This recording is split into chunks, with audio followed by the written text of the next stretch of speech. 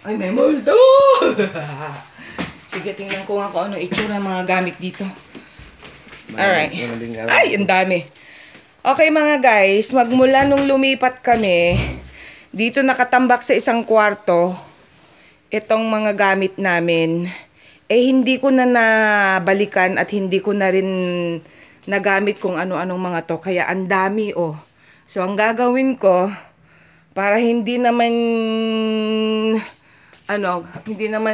kakainin ng mga daga o kaya hindi iihian ng mga daga, isegregate ko na lang kung ano yung mga gusto kong ipamigay. Okay? Ang dami, oh. Sayang naman, yan. Ayan, sayang talaga. So, ang gawin ko, i-separate ko na lang kung ano yung pwede kong gamitin kasi hindi na ako lumalabas. So, ngayon ko lang naisip paggising ko, sabi ko, ano bang dapat kong gawin ngayon? So, ngayon, tinambak lang talaga dito sa malaking kwarto na to. Tinambak. Kasi, wala namang kaming pinupuntahan. Kaya, ang gagawin ko ngayon, segregate ko kung ano yung mga pwede ko lang gamitin. Yan, tingnan mo, may mga TV pa, oh. Mga TV, mga computer. Oh, another TV. Oh. Tapos, alin, itong TV. Oh, sige, tingnan, ano mo na lang kanina ibibigay itong TV.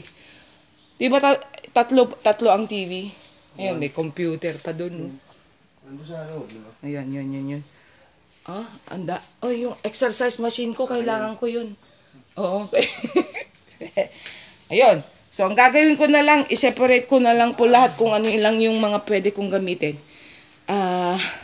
Total, wala na kaming ginagawa, wala na kaming pinupuntahan, pinapasyalan, kaya sayang naman. Yan, mamaya itatambak ko sa baba kung ano yung mga gusto kong ipamigay. So, first come, first serve. Kung sino mamaya ang mauna at kailangan kunin niya, ha? Lahat. Isang beses lang, lahat. Hindi na yung ilang beses na ilang taong pupunta dito. Hindi pwede. Kailangan isang hakot lang ito mamaya. Ilagay ko lahat mamaya kung ano yung papamigay ko. Okay? So, i-post ko ngayon ito. At kung sinong makauna, kung sino po yung makauna na magsabing ako, ayan. Pero siguraduhin mo, ha? Siguraduhin mong kukunin mo talaga. Dahil ipopost ko mamaya kung ano yung mga pwede ko lang na ipamigay. Alright? O, sige. Sayang naman. Tapos tong sang kwarto namin, laki-laki, hindi naman namin ginagamit. Hindi naman namin ginagamit. So, ang laki-laki ng kwarto na to. Ha? Ang laki-laki ng kwarto na to. Dalawang kwarto hindi naman namin ginagamit. Three bedrooms kasi ito, yung baba lang ginagamit namin. Okay? So, ginawang tambakan lang. Kaya paggising ko, sabi ko, ba talaga? Gagawin ko sa mga to. Kaysa ba inihiihan ng mga pusa? Diyos ko. So, bahala na kayo kung anong gawin nyo mamaya.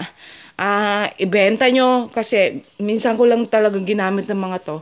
Ganun kasi ako pag bumili. May bumibili rin ako ng hindi ko naman gagamitin. Basta nagustuhan ko lang. Ganun.